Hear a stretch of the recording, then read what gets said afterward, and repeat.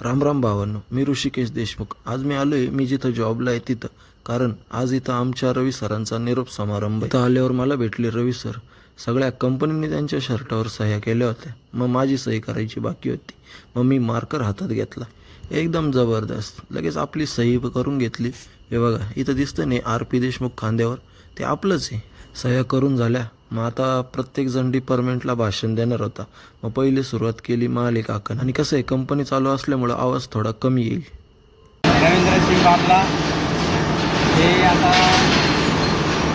पुढच्या भव्य आयुष्यासाठी आपली कंपनी सोडून दुसऱ्या ठिकाणी जाणार आहेत.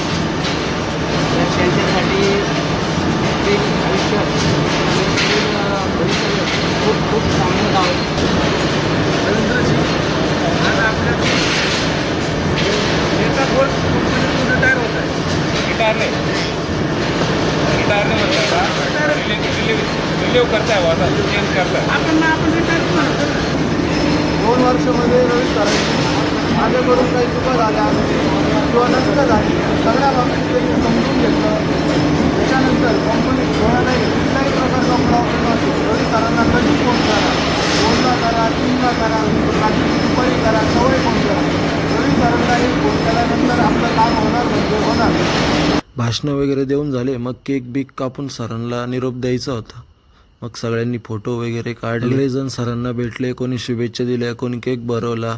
सगळ्यांच्या भेटीगाठी झाल्या, फोटोशूट झाला. त्याच्यानंतर रवी सरांना निघायचं होतं.